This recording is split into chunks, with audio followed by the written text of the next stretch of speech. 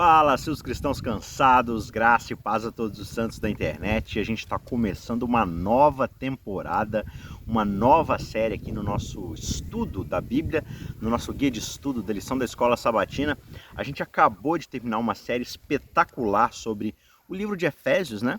E agora a gente vai começar uma nova temporada, uma nova série, um novo tema, que é a missão de Deus. Missão de Deus, a nossa missão.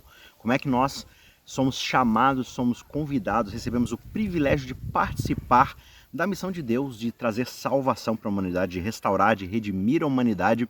E ao mesmo tempo ele nos redime, ele nos salva também, convidando a gente para fazer parte dessa campanha de sabotagem ao reino das trevas, de levar luz aonde existe trevas e ignorância e ajudar a levar a mensagem de salvação para outras pessoas. Então, a missão de Deus, a nossa missão, esse vai ser o tema nos próximos 13 episódios, né, nos próximos 13 sábados. E hoje a gente começa com a lição de número 1, a missão de Deus para nós. E esse tema é um tema tão abrangente que a gente vai acabar dividindo aqui em duas partes, né? Uma nessa semana e no sábado ou domingo que vem a gente vai estudar a parte 2. E o verso-chave para o estudo dessa semana, da parte 1 desse tema, que é a missão de Deus para nós, a gente vai para Gênesis 3:9, onde a gente observa o próprio Deus, né? O Senhor Deus chamando o homem e perguntando para ele: onde é que você está? Você lembra desse verso? Quando Adão e Eva se escondem de Deus após o pecado, Deus sai em busca do homem e pergunta: onde é que você está? Então a missão de Deus, ela é a nossa missão de fato. Nós participamos dessa missão que Ele nos confiou, e essa é a grande mensagem central da Escola Sabatina desse trimestre, escrita por diretores dos grandes centros de missão global da Conferência Geral dos Adventistas do Sétimo Dia.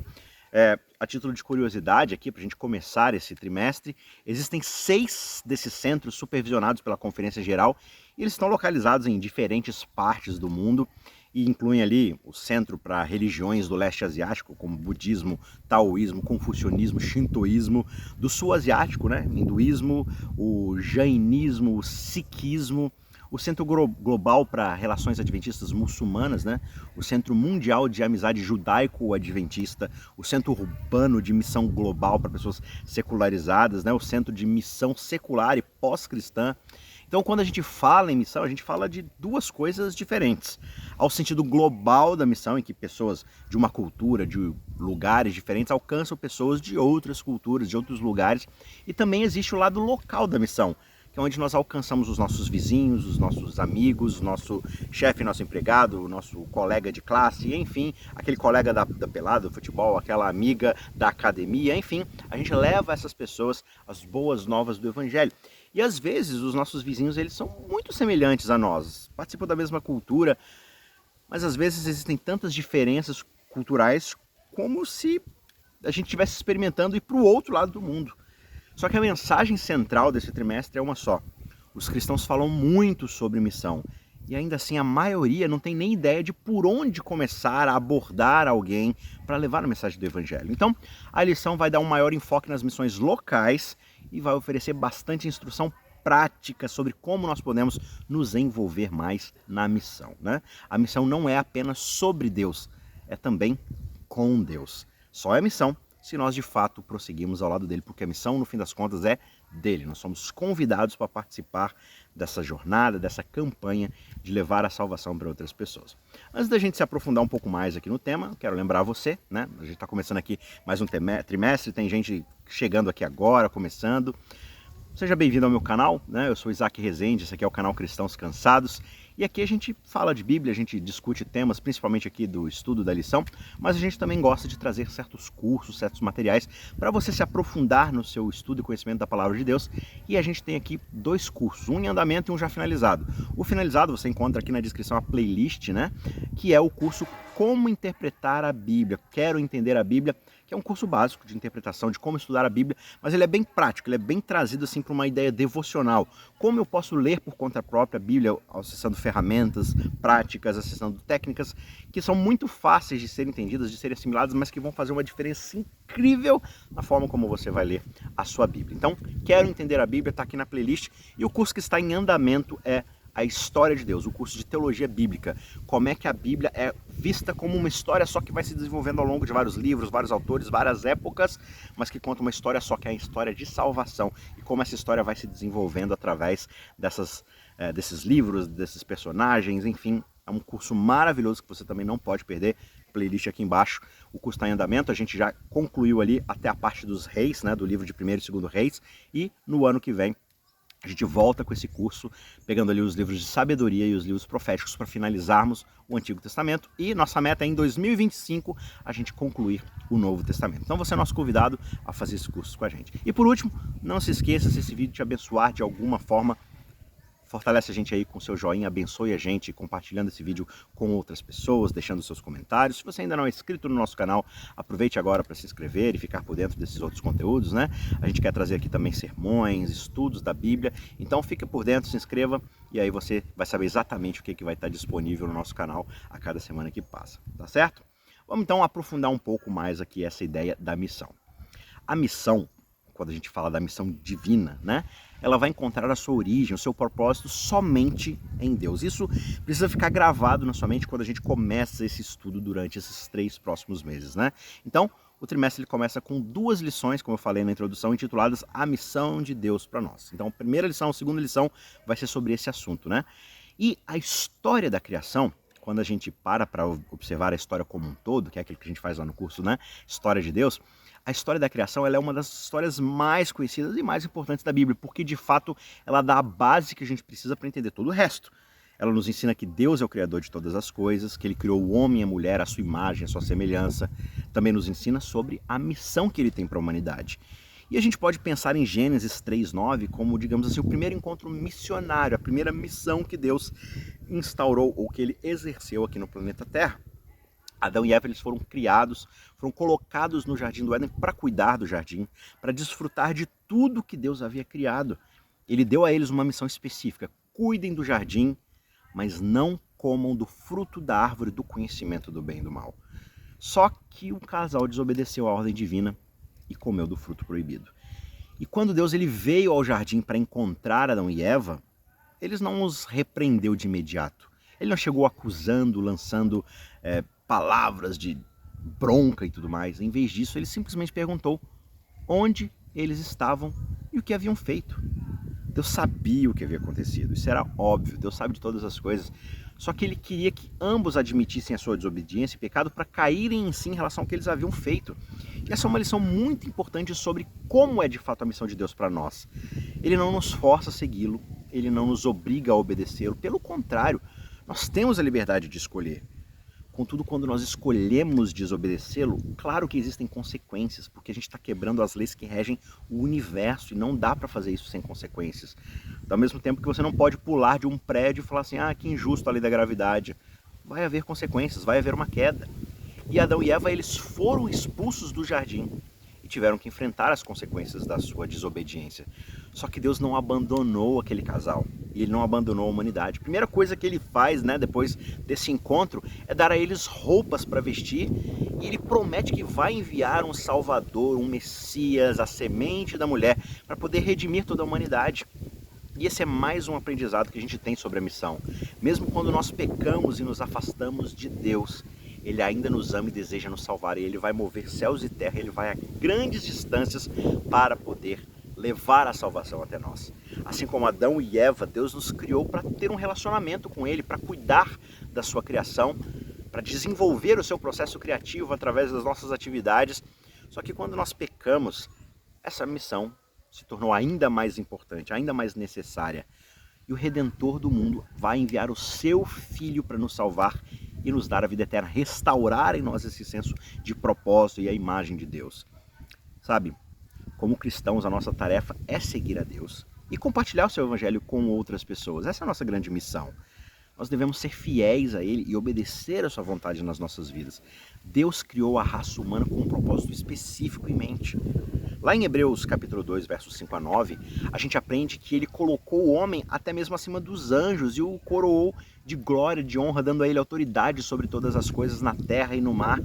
Deus criou o homem para ser seu representante na terra, para governar e cuidar da criação divina.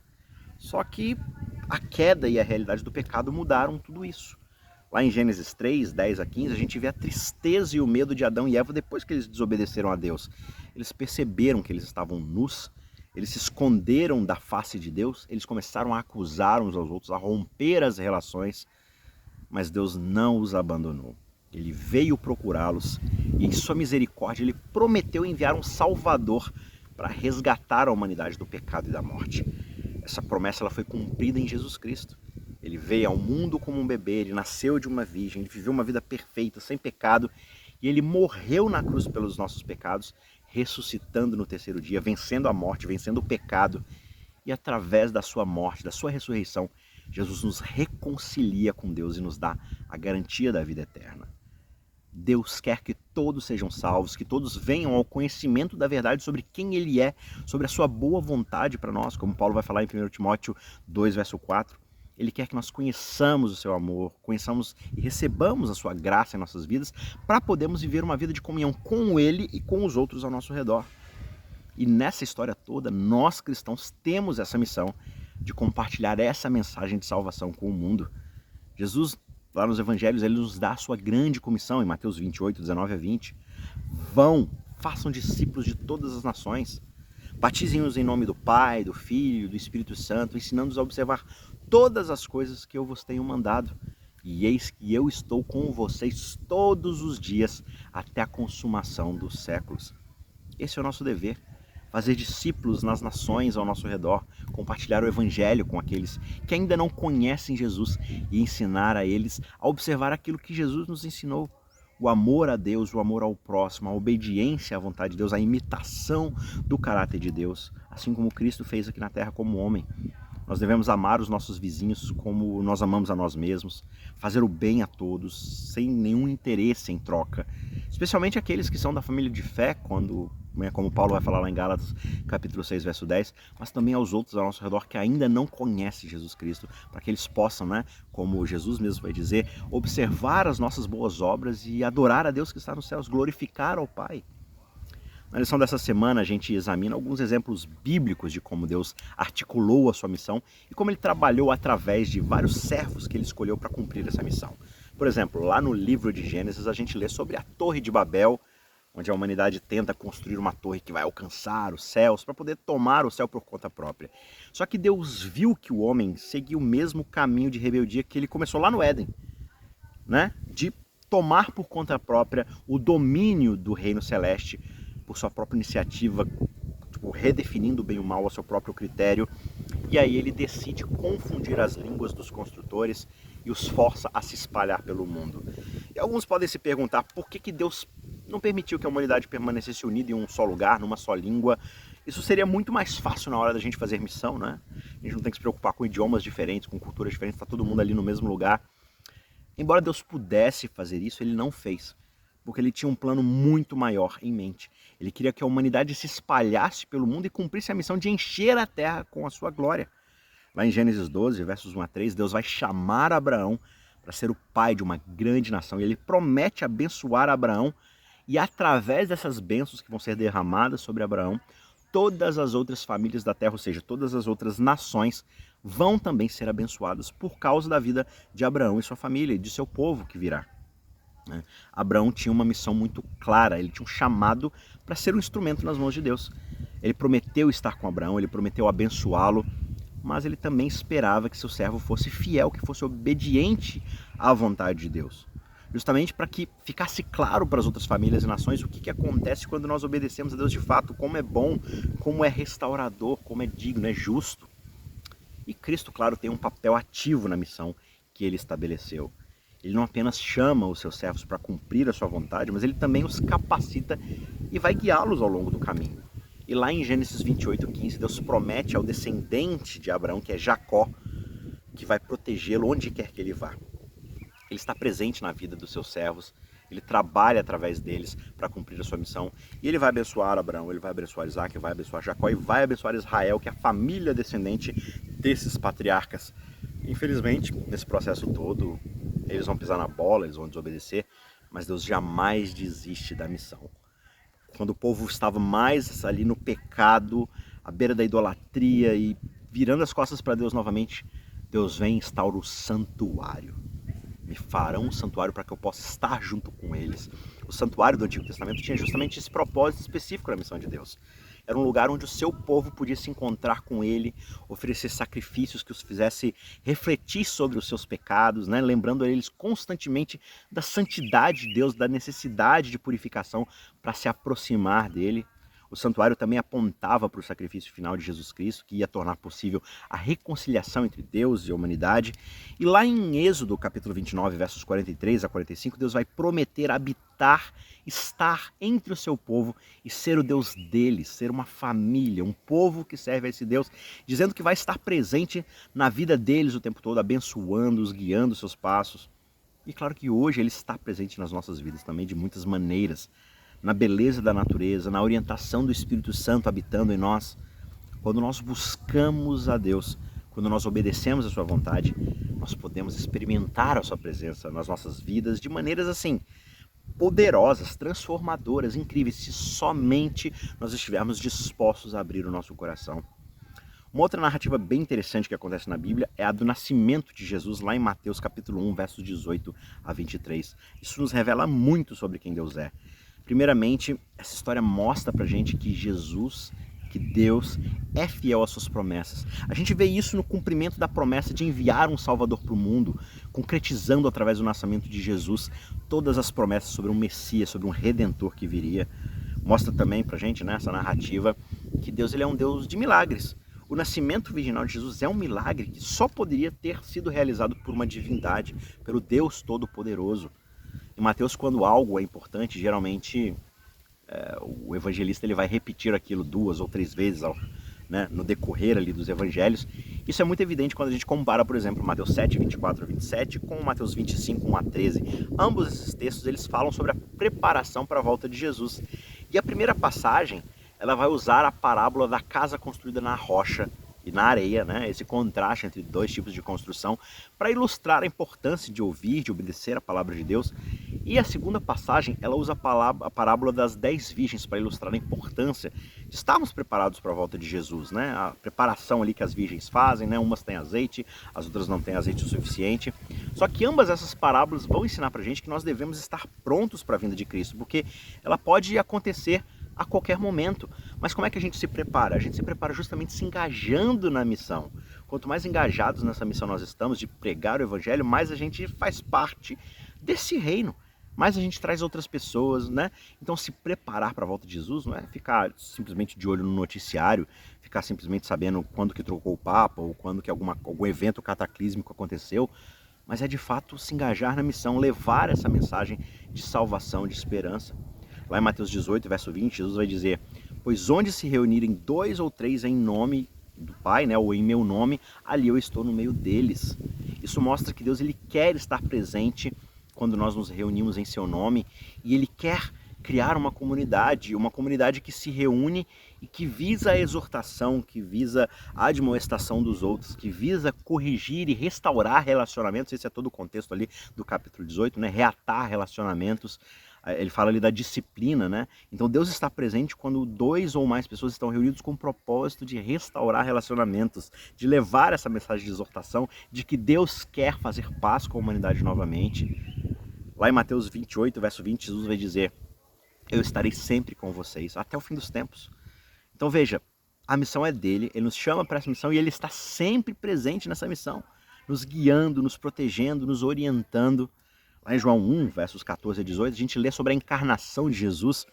Então esse texto ele mostra pra gente que o próprio Deus se torna humano em Jesus para poder carregar essa missão, levar essa missão à frente pessoalmente, para estar mais próximos de nós, para nos mostrar o caminho para a salvação.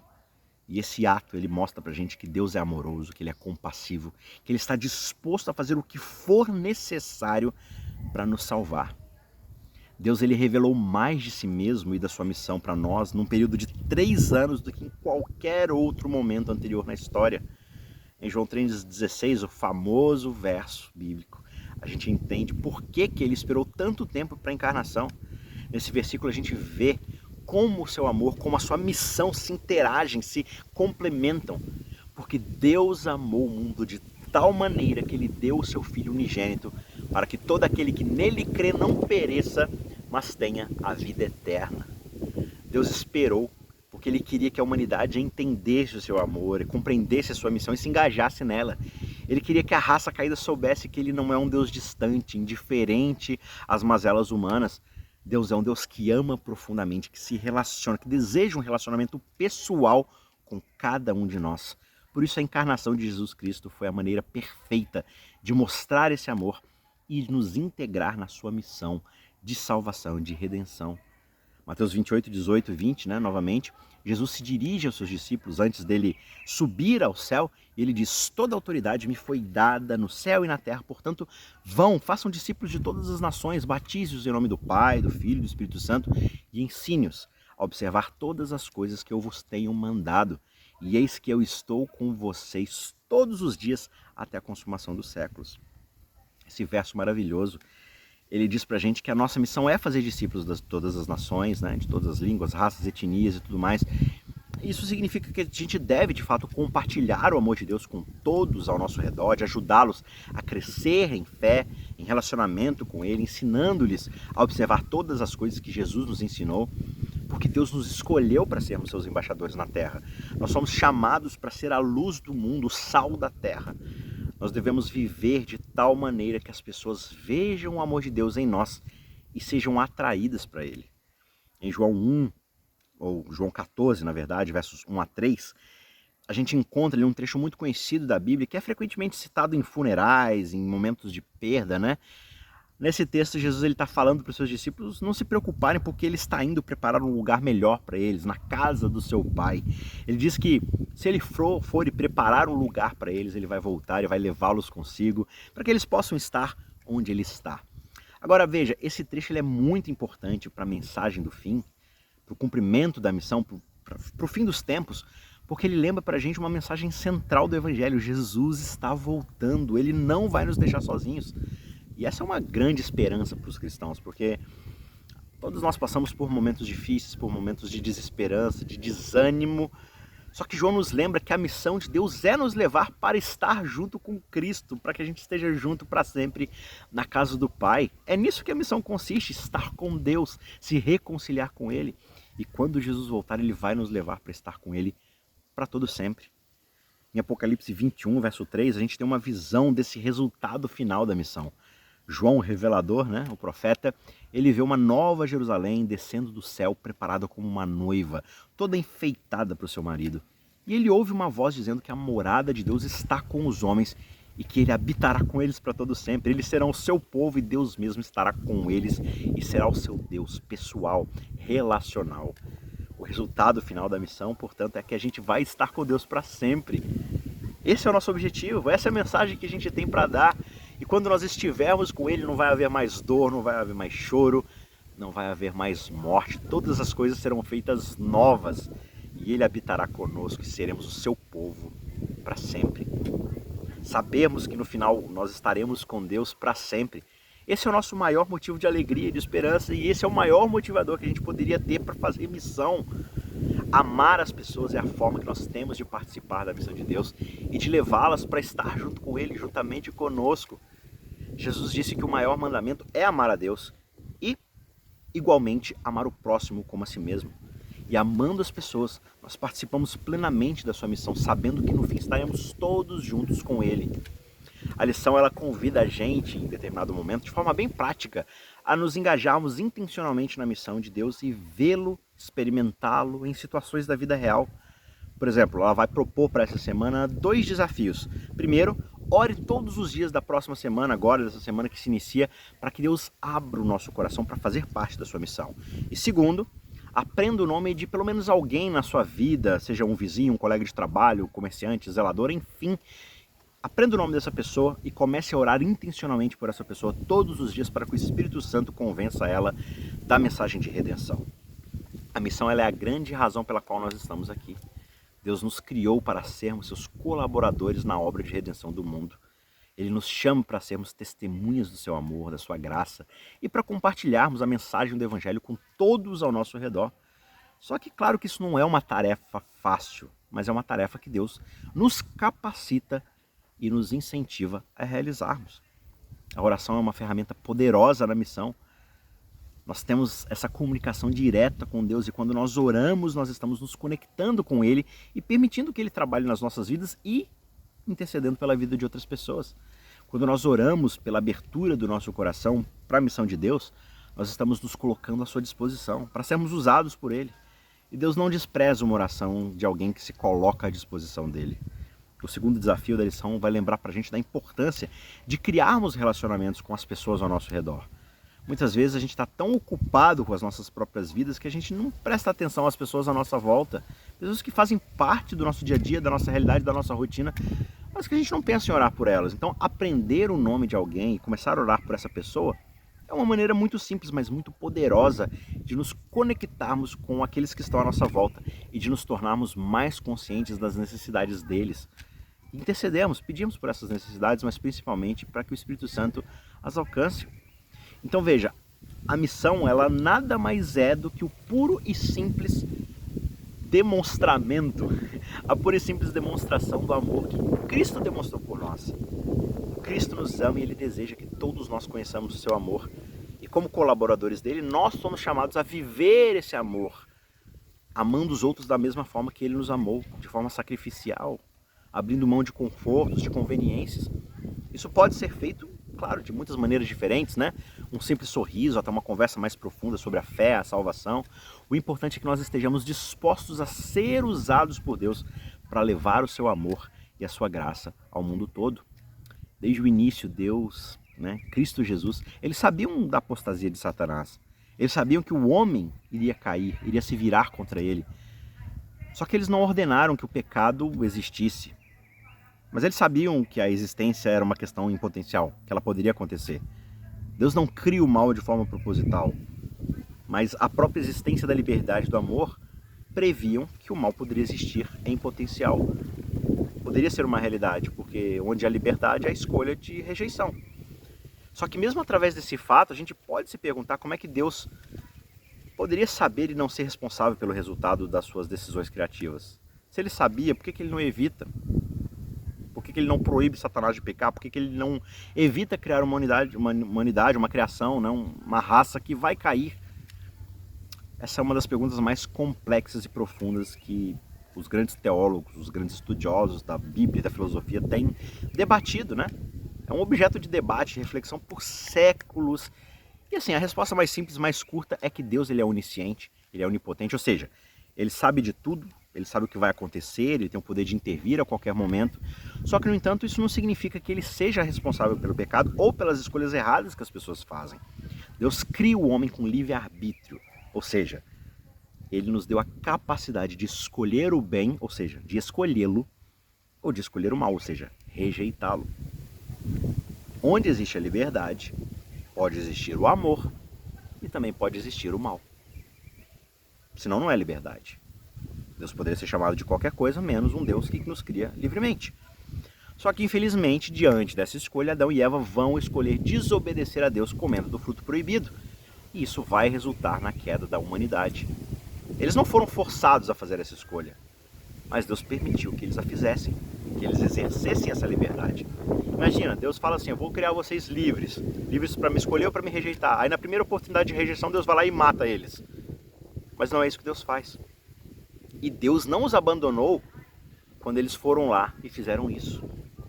Deus poderia simplesmente ter virado as costas e falado, vocês escolheram isso? Agora arquem com as consequências. Mas não. Deus envia o seu Filho, Jesus Cristo, para nos redimir do pecado e nos reconciliar com Ele. Jesus morre na cruz pelos nossos pecados, Ele ressuscita ao terceiro dia e abre para nós o caminho para a vida eterna, para estarmos com Ele para todo sempre. A Bíblia nos ensina que Deus é amor. 1 João 4,8 deixa isso muito claro. E esse Deus de amor, Ele deseja que todos sejam salvos, como Paulo diz em 1 Timóteo 2,4. Ele não quer que ninguém pereça, mas que todos se arrependam, todos se voltem para Ele, como Pedro diz em 2 Pedro 3,9. Deus não é o responsável pelo pecado, mas Ele é capaz de transformar todo o mal em bem e usar até mesmo as piores escolhas erradas das pessoas para cumprir o seu propósito de alcançar mais e mais pessoas para a salvação. Um exemplo disso na Bíblia é a história de José, filho de Jacó, daqueles patriarcas que a gente começou a lição dizendo. Os irmãos de José o venderam como escravo. Esse é um grande pecado, vender o próprio irmão como força de obra escrava. Mas Deus usa até essa situação para levar José para o Egito, onde ele vai se tornar o governador poderoso e salvar a própria família que o vendeu da fome. E aí, em determinado momento, quando José se reúne com seus irmãos malfeitores, ele diz: olha, vocês planejaram mal contra mim, mas Deus transformou isso em bem, em bênção. O pior ato de vocês gerou salvação da parte de Deus. Isso está lá em Gênesis 50, verso 20. Esse é um grande exemplo, uma grande sombra, uma grande amostra daquilo que Jesus faria lá na frente. A crucificação de Jesus é um paralelo tremendo e a grande concretização dessa história pálida, da qual José é apenas um exemplo. Veja, os líderes religiosos, políticos da época pensavam que eles estavam lá eliminando, matando um agitador perigoso, político, né? Mas na verdade eles estavam cumprindo a vontade de Deus ao permitir que o seu filho morresse pelos pecados da humanidade. Quando o ser humano vai lá e faz o seu pior com Deus, Deus transforma isso em salvação e redenção. Como Pedro vai dizer no seu discurso no dia do Pentecostes, né? Esse homem, Jesus, entregue pelo plano pré-determinado e pelo conhecimento prévio de Deus, vocês pregaram na cruz e mataram pelas mãos dos homens ímpios, mas Deus transformou isso em salvação. Essa é a missão que Deus nos chama para participarmos, de sermos agentes de ordem e de restauração no caos que o pecado proporciona, de aproveitar cada oportunidade, boa ou má, para levar a salvação e a redenção para a humanidade, através da mensagem de que existe um Salvador que quer restaurá-los. Deus está nos chamando para fazer parte da sua missão. Venha fazer parte disso. Aceite esse privilégio e vamos juntos seguir nessa jornada durante esses 3 próximos meses para aprender como podemos fazer isso de forma cada vez mais efetiva, cada vez mais abençoadora, né?